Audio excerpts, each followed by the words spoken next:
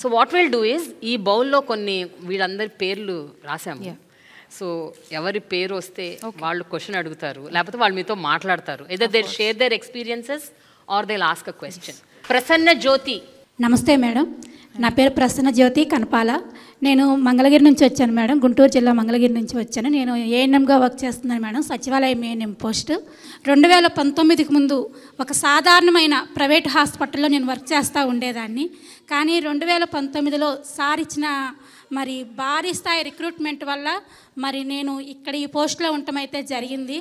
నేను ఎందుకంటే ఇంత ఇదిగా చెప్తున్నా అంటే మేడం, నాకు చిన్నప్పటి నుండి డ్రీము, నా జాబు నా క్యాస్ట్ వల్ల రాకూడదు, ఎవరికి నేను రూపాయలు లంచం కట్టకూడదు, అలానే ఎక్కడ రికమెండేషన్ అనేది ఉండకూడదు అని ఆ అవకాశం నాకు జగన్ గారి ద్వారా మరి దేవుడు ఆయన ద్వారా కల్పించారు అని నమ్మి, అలానే కాదు మేడం, నాకు జాబ్ వచ్చినప్పుడు నా వయసు 38, మా పిల్లలు డిగ్రీకి వెళ్ళిపోయారు. ఇంకా లేదు వీళ్ళకి, ఇంకా వీళ్ళ జీవితాలు ఇలానే అనుకున్నప్పుడు ఒక అవకాశం మేడం, మమ్మల్ని మేము నిరూపించుకోవడానికి ఒక మంచి ర్యాంకు ద్వారా ఎక్కడ ఎలాంటి రూపాయి లంచం కానీ ఏమీ లేకుండా నాకు జాబ్ వచ్చింది. అలానే మరి జగన్ గారు చెప్పినట్టు మాట తప్పను మడమ తిప్పను అన్న రీతిగా నా ఉద్యోగ విషయంలో కూడా మరి అధికారులు నిజంగా పరుగులు పెట్టి అన్న టైంలో మేడం మాకు అక్టోబర్ 2కి జాబ్స్ ఇస్తాము అన్నారు. 2019 ఇచ్చారు మేడం. అందుని బట్టి మరి జగన్ గారికి థ్యాంక్ యూ మేడం. మేడం ఆవిడ చెప్పిన దాన్ని బట్టి నాకు ఒక పాయింట్ అడగాలనిపించింది ఇందాక నుంచి. మీరు మెడికల్ డిపార్ట్మెంట్లో చాలా విస్తృత స్థాయి రిక్రూట్మెంట్స్ చేశారని విన్నాను ఈ 5 ఏళ్లుగా. అండ్ ప్రతి డిపార్ట్మెంట్లో whether it is medical officers, whether it is ANM, doctors, nurses, paramedical staff. ఎందుకు ma'am, what is the motive behind? ఎందుకు ఇంత స్థాయి, ఇంత ఉధృతంగా రిక్రూట్మెంట్ చేయాలని ఎందుకు అనుకున్నారు? ఇందాక మనం మాట్లాడుకున్నట్టు హ్యూమన్ రిసోర్సెస్ అనేది వెరీ ఇంపార్టెంట్ అండి. ఎందుకంటే ఏ ఫెసిలిటీనైనా ప్రజల్లో ఒక నమ్మకం కల్పించి వాళ్ళకు ప్రభుత్వ ఫెసిలిటీ మీద, గవర్నమెంట్ హాస్పిటల్స్ మీద ఒక నమ్మకం అనేది, ఒక హోప్తో వాళ్ళు రావాలంటే మనము అన్ని విధాలుగా కూడా మనం ఏర్పాటు చేసి పెట్టాలి. సో ఈ రిసోర్సెస్, డాక్టర్స్, కావాల్సినటువంటి హెల్త్ స్టాఫ్ ఉన్నప్పుడు సో వాళ్ళకేంటంటే ఉన్నటువంటి పరిస్థితిలో when they come to the hospital with lot of pain and when they are confident that ఇక్కడ డాక్టర్స్ టైంకి ఉంటారు, మమ్మల్ని చూస్తారు, అక్కడ కావాల్సిన మందులు ఉంటాయి, అన్నీ ఉంటాయి, మనం బాగా చూసుకుంటారనే ఒక నమ్మకం వాళ్ళకు ఉన్నప్పుడు ఫస్ట్ ఆఫ్ ఆల్ వాళ్ళ పెయిన్ కొంచెం రెడ్యూస్గా ఉంటుంది. Because they can't afford to go to somewhere else. So they believe in the institutions and they come.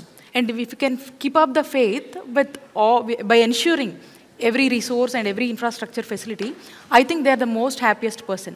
53,000 plus ఈరోజు హెల్త్ సంబంధించినటువంటి డాక్టర్స్ అవ్వచ్చు, ఈరోజు నర్సెస్ అవ్వచ్చు, అందరూ పారామెడికల్ స్టాఫ్ అవ్వచ్చు, ఆల్ డిఫరెంట్ హెల్త్ స్టాఫ్కి సంబంధించి ఇంత పెద్ద ఎత్తున ఈరోజు ఆంధ్రప్రదేశ్ రాష్ట్రంలో it is a history in the state of Andhra Pradesh in recruiting 53,000 plus health staff. And మిగతా స్టేట్స్ కూడా మాట అన్నారు కదా మ్యామ్, 38 years కి షీ బికేమ్ అని. అంటే చూడండి, అంటే ఏజ్ బార్ లేదు, కాస్ట్ ఇది లేదు, ఏం లేదండి, ఏం లేదు. ఇస్ దేర్ ఇన్ రిక్రూట్మెంట్స్ లో ఇవేం nothing is there, only efficiency. yes, efficiency, hard work and their consistency. Okay. That's what is more important. And how they take care of the people after they are posted అనే దాని మీదనే we are concern. మరి government సెక్టార్లో ఇంతలా వీళ్ళకి ఎలా అవుతుందని చెప్పి lot of teams came out from different states and they conducted studies and they studied our modules of recruitment and probably I think incorporating as well. So a lot of my colleague ministers also used to ask how this is possible in the state of Andhra Pradesh. It is possible because our chief minister is very dedicated, very committed, and he stands on the word whatever he gives. Okay. Rajeshwari. నమస్తే madam. Rajeshwari madam, secretary నేను. నమస్తే. నాది ఒక చిన్న ప్రశ్న madam. Shri YS Jaganmohan Reddy గారు ఇటీవల వైద్యంగా ఉచితంగా 5 లక్షల నుంచి 25 లక్షల వరకు పెంపొందించారు. అది పేద ప్రజలందరికీ చాలా వరంగా మారింది. జగన్మోహన్ రెడ్డి గారు కనుక అధికారంలో రాకపోయి ఉంటే ఈ సంస్కరణలన్నీ ఏమైపోయి ఉండేవి? అది కొంచెం నేను అడుగుతున్నాను మేడం. దాని సమాధానం కూడా మీ దగ్గరే ఉందమ్మా. మన రాష్ట్రంలోని 90% కుటుంబాలకు ఈరోజు ఆరోగ్యశ్రీ ట్రస్ట్ ద్వారా ఈరోజు మనము వైద్య సేవలు అందిస్తూ ఉన్నాం. మీరు అన్నట్టుగా ఇది లేకపోయి ఉంటే నిజంగా ఇక ఆ ఎగ్జాంపుల్స్ని మనం ఇక్కడ మాట్లాడుకునే పరిస్థితి ఉండదు. ప్రతి ఒక్కరిలో కూడా కన్నీళ్ళు వస్తాయి అలాంటి గాథలు వింటుంటే. అలాంటి కన్నీటి గాథలు ఎన్నో ఉంటాయి.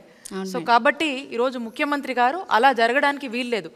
రాష్ట్రంలో ఉన్నటువంటి ప్రతి కుటుంబము సంతోషంగా ఉండాలని చెప్పి, ఇది ఎంత ఖర్చు అయినప్పటికీ కూడా, ఇందాక నేను చెప్పాను, ఈ ఒక్క సంవత్సరానికే 4100 కోట్లకు సంబంధించి ఈరోజు ఆరోగ్యశ్రీ ట్రస్ట్ కింద మనం ఖర్చు చేస్తూ ఉన్నాము.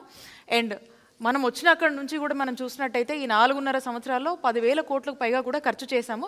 ఈరోజు మనం పెంచినటువంటి ఆరోగ్యశ్రీ పరిధి కావచ్చు, ఏదైతే 5 లక్షల నుంచి 25 లక్షలు పెంచామో, ప్రతి ఒక్కరికి ఒక గుండె ధైర్యాన్ని, ఒక నమ్మకాన్ని, ఒక భరోసాని ఎంత పెద్ద ఎత్తున ఇచ్చిందో మీ మాటలు విన్నటువంటి ప్రతి ఒక్కరి మాటల్లో ముఖ్యమంత్రి గారు చేస్తున్న పనుల్లో స్పష్టంగా అర్థమవుతుంది. Yes madam, thank you madam.